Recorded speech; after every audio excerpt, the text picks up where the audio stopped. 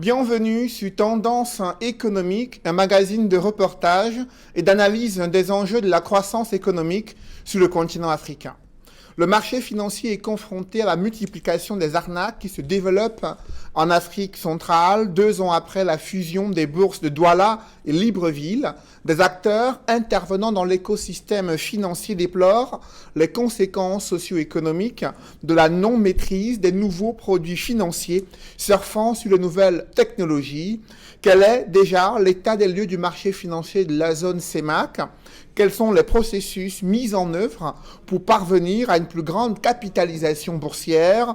Comment identifier le mode opératoire des arnaqueurs et ces nouveaux produits financiers qui surfent sur l'écosystème numérique? Pour en parler, je reçois sur ce plateau le président directeur général de la structure Avest Asset Management, une structure qui fait dans la collecte de l'épargne et la gestion des portefeuilles financiers. Marc Kamgen est avec nous. Marc, bonsoir. Bonsoir, monsieur Nofélé. Je précise que vous êtes président de l'association des sociétés de gestion de portefeuille d'Afrique centrale. Vous intervenez auprès de la COSUMAF. C'est bien ça? Exactement, c'est bien ça. Donc, merci encore de l'invitation. Aujourd'hui, l'idée vraiment, c'est d'essayer d'édifier les spectateurs à ce qu'on fait nous dans le cadre du marché financier. Comme vous avez très bien précisé, on est une activité réglementée qui collecte, dont l'objectif c'est de collecter de l'épargne et de placer sur la bourse de la régionale d'Afrique centrale qui est maintenant à Douala. Donc voilà un peu ce qu'on fait, et dans ce cadre-là, on est aujourd'hui un peu moins d'une dizaine de sociétés agréées par la COSUMAF. On a créé une association qui s'appelle donc la SPAC, l'Association des sociétés de gestion de portefeuille d'Afrique centrale, dont le but justement c'est aussi de sensibiliser, et ce qu'on a pu faire la semaine dernière dans le cadre de la semaine de l'investisseur. Alors comment déjà se présente ce marché financier de la communauté économique et monétaire d'Afrique centrale? Comment mesurer son attractivité? Écoutez, aujourd'hui, tout simplement, donc depuis 2 ans, 3 ans maintenant, depuis 2019, depuis un peu plus de 2 ans, les chefs de l'État ont décidé de fusionner les 2 bourses. Il y avait une au Cameroun qui était donc la DSX et l'autre au Gabon qui était la BVMAC. Donc les 2 bourses sont fusionnées. Aujourd'hui, on constate vraiment une attractivité plus forte qui se caractérise principalement par le niveau d'émissions. Donc on le voit par les volumes d'émissions qui sont faits sur ce marché-là. Il faut avoir en tête qu'il y a 2 ans donc, le marché financier global intégrant la dette d'État et la dette d'action était à peu près de 1000 milliards de francs CFA. Aujourd'hui, à septembre 2021, on est à peu près à 4300 milliards, vraiment émis sur ce marché local. Donc c'est un marché dynamique qu'on ne voit pas encore sur le compartiment action, mais pour lequel on pense que c'est dans la suite logique des choses. Aujourd'hui, l'objectif d'un premier temps, c'est d'apporter de la sécurité, de la confiance via les émissions d'État qui sont garanties par la Banque centrale, la Banque d'État d'Afrique centrale, qui s'occupe de réguler ce marché et cette fusion d'ailleurs. Mais le constat que certains acteurs... Le constat qui est fait par certains acteurs, c'est une capitalisation boursière qui n'a pas encore atteint sa vitesse de croisière. Pour vous, quels sont les éléments qui peuvent expliquer une telle situation et que faudrait-il faire à ce niveau? Écoutez, c'est une très belle question. En fait, ce qu'on peut dire, c'est que concrètement, le marché en CEMAC a 2 ans d'existence. Et dans le monde entier, le niveau de croissance annuelle est largement supérieur à ce qui s'est passé, même aux États-Unis, il y a près de 100 ans. Même ce qui s'est passé en Afrique de l'Ouest, il y a près de 15 ans. On a souffert depuis les années 2000, sur le même marché d'avoir deux bourses. Donc on peut dire que c'est depuis 2 ans que le marché est vraiment en termes de boom, en termes de croissance. Nous, on pense que le premier levier est actionné, parce qu'il y a une volonté forte des États de se financer localement. Et le deuxième levier qui est en cours, c'est par les États toujours de privatiser des sociétés via le marché boursier. Donc on a pour l'instant que 5 sociétés cotées à la bourse, mais on a en tête qu'il faut avoir en tête que les chefs d'État des différents pays ont posé des actes forts qui consistent à coter en bourse certaines pépites pour que tous les citoyens de la zone CEMAC puissent profiter de cette richesse via le marché. On a par exemple au Cameroun 3 sociétés qui sont prévues d'être cotées l'an prochain. Au Congo et au Gabon, pareil, 3 sociétés qui ont déjà été d'ailleurs nommément citées. Pareil aussi en Guinée équatoriale, 3 sociétés qui sont prévues pour l'an prochain, pour 2022. Donc pour nous, le boom est en marche et on est très très optimiste pour l'avenir. Mais sur ce marché financier, il y a de l'inquiétude avec ces nouveaux produits financiers qui surfent sur l'écosystème pour appâter et attirer de l'épargne locale De quoi il s'agit concrètement et pourquoi cela suscite autant d'inquiétude? Écoutez, bon, cela suscite de l'inquiétude tout simplement parce qu'on constate que c'est des produits qui ont pignon sur rue, on va dire ça, malgré les appels à la vigilance de la COSUMAF, qui est le régulateur des marchés financiers, les appels à la vigilance de faire attention. Vous savez, la collecte de l'épargne, ce qu'on appelle l'appel public à l'épargne, c'est des phénomènes, qui sont très encadrés. Donc une banque, par exemple, les banques sont encadrées par la COBAC, qui est le régulateur bancaire, les assurances sont encadrées par la CIMA, qui est le régulateur des assurances, et tout ce qui est marché financier est encadré par la COSUMAF. Donc aujourd'hui, une des premières règles que la COSUMAF est en train de vouloir inculquer dans l'esprit de tous les individus, personnes physiques ou personnes morales, c'est de s'assurer que notre interlocuteur soit agréé. L'inquiétude vient du fait que plein d'acteurs non agréés aujourd'hui collectent de l'épargne de façon ouverte et le disent, entre guillemets, le placer sur le marché.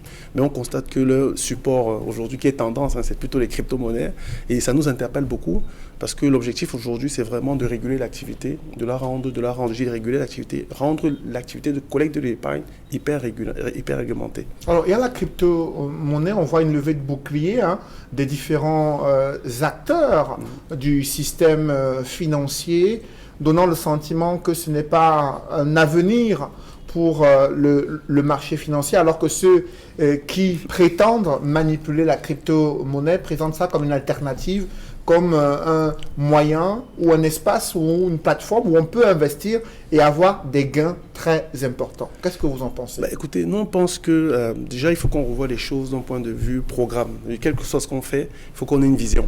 Aujourd'hui en CEMAC, la première vision, c'était un peu changer le paradigme. Nos États se finançaient pour la plupart à l'étranger. Donc, pour la simple raison qu'il n'y avait pas l'environnement de confiance local. Donc, ce que les chefs d'État ont décidé, non, écoutez, il faut qu'on crée cet environnement via la bourse. Donc, ils ont boosté aujourd'hui ce volet compartiment marché financier. Donc, les États aujourd'hui se financent par la bourse. Aux États-Unis ou en France, 90%, 95% de tout ce qui est investi sont investis sur les États. Dans un deuxième temps, donc on pense que dans un deuxième temps, en termes d'évolution économique, notre vision, c'est qu'après les États, les entreprises soient aussi encouragées. Vous, par exemple, si vous décidez de vous mettre à votre compte, ce qu'on vous souhaite un jour, c'est vraiment de vous accompagner de façon transparente en termes d'investissement. Mais par contre, on est un peu embêté parce que tout cela est pollué par ces actifs nouveaux qui, justement, ne sont pas agréés, qui promettent des rendements qui sont mirobolants, et même si vous prenez le Bitcoin officiel, vous dites le Bitcoin officiel, il ne fait pas 100% par an depuis sa création. Donc, il y a des années noires et des années un peu meilleures. Donc, ces promoteurs, ils promettent, ces promoteurs, ils promettent des rendements quasiment stables, plus de 200%. Pour nous, c'est un fléau qui vient complètement briser la dynamique de développement sain que les chefs d'État, que les acteurs comme nous, agréés par la COSUMAF, sont en train de mettre en place. Alors, ce qu'on dit aux interlocuteurs, ce qu'on dit à l'épargnant, c'est de s'assurer d'un premier temps que notre interlocuteur, notre intermédiaire soit agréé. Vous allez constater que 100% de ces acteurs ne sont pas agréés. Sinon, ils diraient aussi dans leur communication quels sont les risques encourus. Et ils auraient un agrément COSUMAF qu'ils mettraient vraiment en avant. Alors, vous insistez sur la réglementation et aussi l'attitude de l'épargnant. Alors, comment justement expliquer le process pour un épargnant, pour un Camerounais ou un Centrafricain ou un Équato-Guinéen disposant des fonds nécessaires dans sa banque et intéressé par la bourse? Comment devrait-il procéder?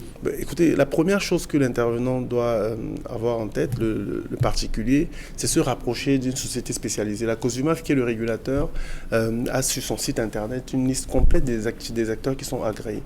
Et d'ailleurs, pour parler des acteurs, des arnaqueurs, on va dire ça, la COSUMAF aussi a sur son site la liste de toutes ces personnes, ces entités qui ne sont pas du tout agréées, qui fonctionnent de façon frauduleuse. Donc cette personne-là s'assure qu'elle est agréée.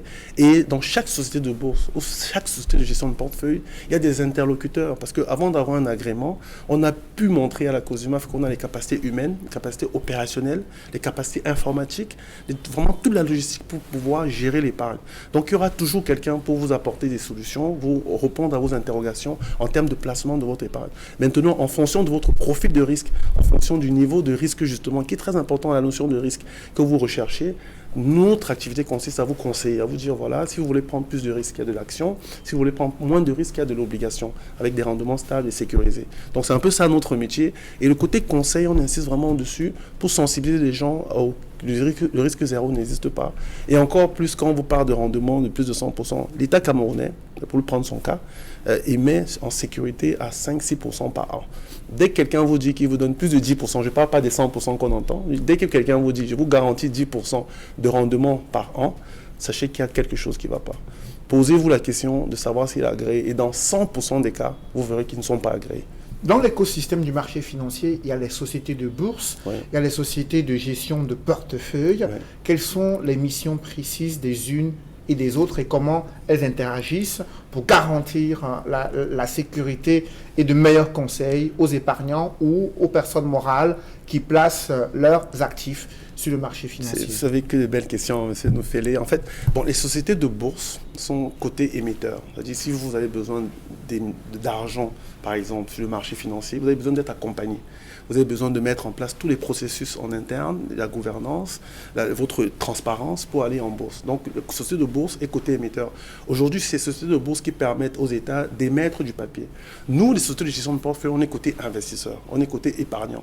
Donc, on accompagne l'épargnant en fonction de son profil de risque sur le meilleur placement indiqué en fonction de ce profil-là. Donc, c'est vraiment deux personnes qui travaillent, on travaille ensemble parce qu'au milieu de nous, c'est le marché. Donc, quand la société de bourse amène le papier, nous, on vient en tant qu'investisseurs. On travaille vraiment de concert. J'espère que c'est clair. Hein. Alors justement, voilà. quand vous accompagnez, que ce soit des entreprises ou des particuliers, en les encourageant à investir sur le marché financier, comment on mesure le risque et comment on choisit des actions, des obligations? Exactement, très belle question encore. En fait, l'idée aujourd'hui, c'est la première chose, c'est comprendre le profil de son investisseur. L'investisseur de 60 ans n'a pas le même profil que celui de 30 ans.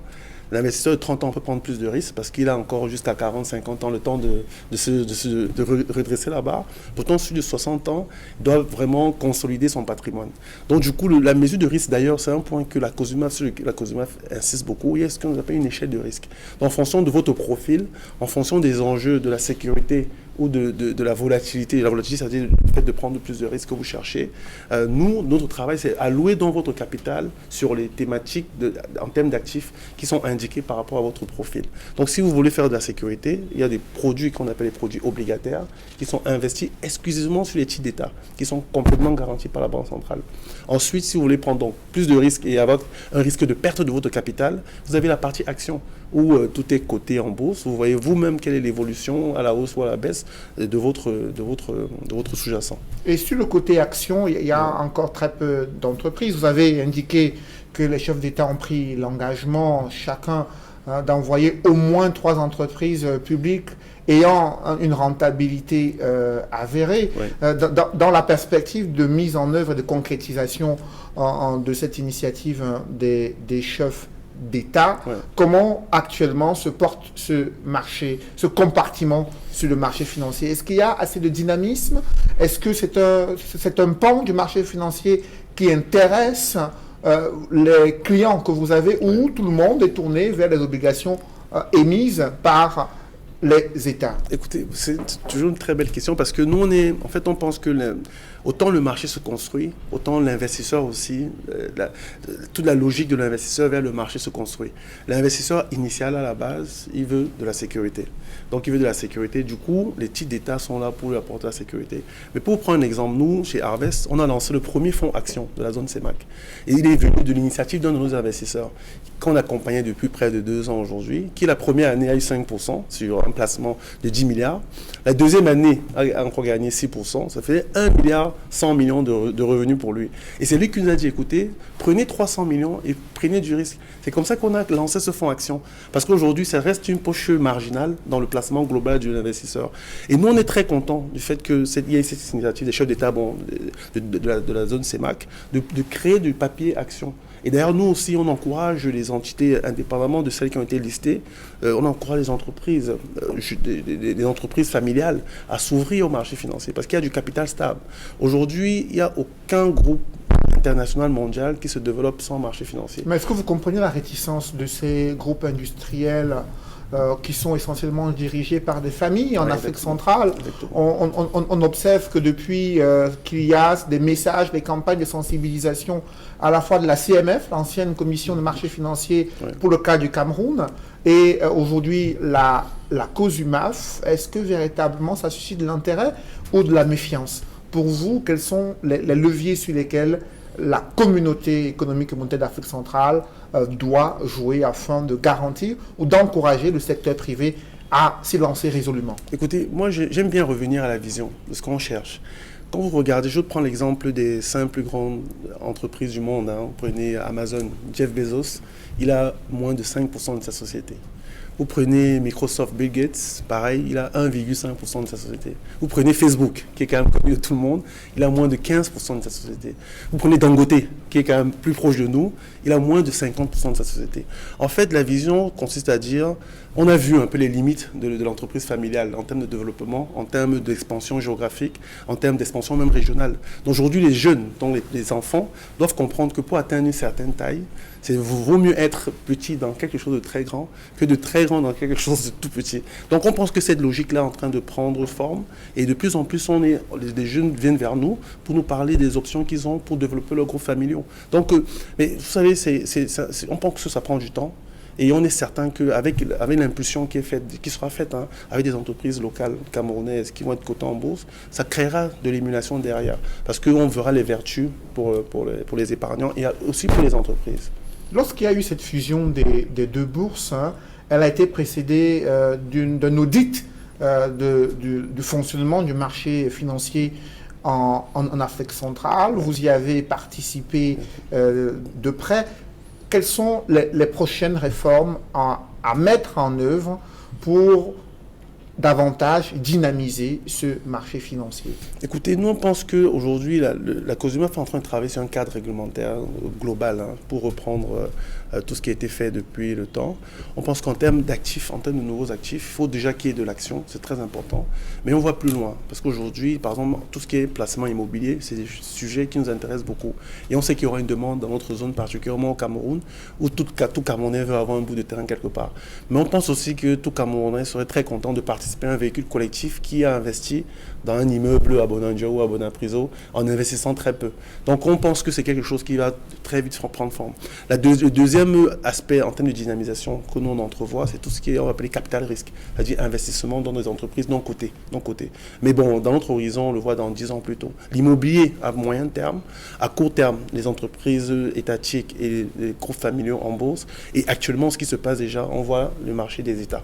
Alors, sur le boom immobilier, on sait que c'est un secteur qui est en plein essor. Comment le marché financier peut permettre à la fois aux épargnants, mais également aux promoteurs de ces structures immobilières de tirer leur épingle du jeu? Écoutez, c'est un peu le même principe de tout ce qui est véhicule collectif. Nous, on pense qu'aujourd'hui, nos fonds, nos produits sont des produits collectifs, c'est des produits de placement collectif. Donc aujourd'hui, la taille minimum pour entrer dans notre produit est de 10 000 francs. Donc c'est vraiment ouvert à tout le monde. Et je peux vous garantir que ça a l'air de rien 10 000 francs, mais on gère aujourd'hui plus de 200 milliards de petits 10 000 francs. Donc du coup, avec cette force de frappe, on va dire ça, qu'on peut avoir avec un promoteur qui, lui, apporte de l'actif, c'est-à-dire un terrain, on peut le construire tout type d'immeuble qu'il veut. C'est son terrain, ce qu'il aurait du mal à faire de lui-même, sachant simplement qu'il ait la volonté de se dire que les loyers qu'il touchera seront proportionnels simplement au terrain et pas à tous les loyers de tous les appartements. Donc, c'est comme je disais tout tantôt, c'est mieux d'avoir un immeuble de 10 étages que d'avoir un immeuble de 2 étages. Et même si les 8 autres étages appartiennent à quelqu'un d'autre. Et c'est mieux de les avoir le plus rapidement possible.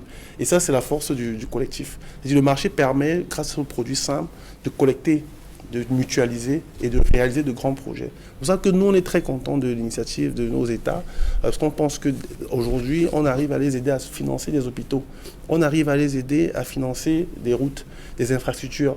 Donc c'est un peu ça déjà qu'on essaie de combler, qui est un gap d'infrastructures qu'on connaît dans notre zone. Et le marché financier aide à ça. La COSUMAF a plusieurs fois publié une liste noire des structures non agréées. On a vu certaines d'entre elles plus ou moins contester la décision de la COSUMAF. Pour vous, est-ce que les États se mobilisent assez pour veiller à la sécurité des investissements des épargnants de la zone CEMAC. On voit le cas du Cameroun avec plusieurs structures qui ont collecté de l'épargne et ces investisseurs qui multiplient les manifestations dans les rues pour dénoncer ce système d'arnaque. On l'a vu également à Libreville, au Gabon, où il y a eu des cas similaires. Est-ce qu'il y a une volonté réelle qui se traduit à travers un arsenal juridique efficace pour faire face à ces nouveaux fléaux? Écoutez, on pense que, en tout cas, parlant du Cameroun que vous avez cité et du Gabon, effectivement, la COSUMAF a fait une liste. Le Cameroun a repris, le ministère des Finances a fait une liste où d'ailleurs, il demandait à ses promoteurs de rembourser l'épargne. Mais effectivement, on pense qu'il faut qu'ils aillent un peu plus loin. Nous, on a fait notre part du travail. Ce que la COSUMAF et ce que le ministère des Finances nous demande, c'est de déclarer si on voit des comportements suspects. C'est ce qu'on fait dans notre association. Aujourd'hui, on pense qu'il faudrait qu'au niveau en termes de répression, que ce soit plus fort. Parce qu'il y a plein d'acteurs qui ont pignon sur rue et c'est vraiment quelque chose qui nous embête un peu, compte tenu du fait qu'aucun coup, on va dire, rien n'est fait de façon forte pour marquer les esprits. On a vécu, vous avez cité la MIDA, qui est quelque chose, on connaît plein de gens qui ont été victimes. Tout récemment, Make It Invest, qui était pareil sur des sujets de Bitcoin et compagnie. Donc on voit plein d'autres acteurs, avec d'ailleurs des monnaies qu'ils créent eux-mêmes, on ne sait pas comment ils font, qui agissent comme ça de façon ouverte. Et on reste un peu sur notre faim, on va vous dire, en tant qu'association, on reste sur notre faim. Mais cette crypto-monnaie-là dont on parle aujourd'hui, pour vous, est-ce qu'elle a un avenir sur le continent africain, sur le marché financier qui n'a pas encore exploré tout son potentiel sur les instruments financiers classiques? Est-ce qu'il y a un avenir de cette crypto-monnaie sur le continent? Écoutez, nous on pense que le Bitcoin, c'est une réalité. On ne peut plus aujourd'hui faire occulter cette réalité. Et la crypto-monnaie n'est pas le vrai sujet, n'est pas le vrai problème. Le vrai problème, le nœud du problème. Ce qui est le nœud du problème, c'est les arnaques autour de ces instruments. C'est le fait que les gens collectent de l'épargne sans agrément. C'est le fait que les gens promettent des rendements qui sont complètement frauduleux, qui sont des rendements faux.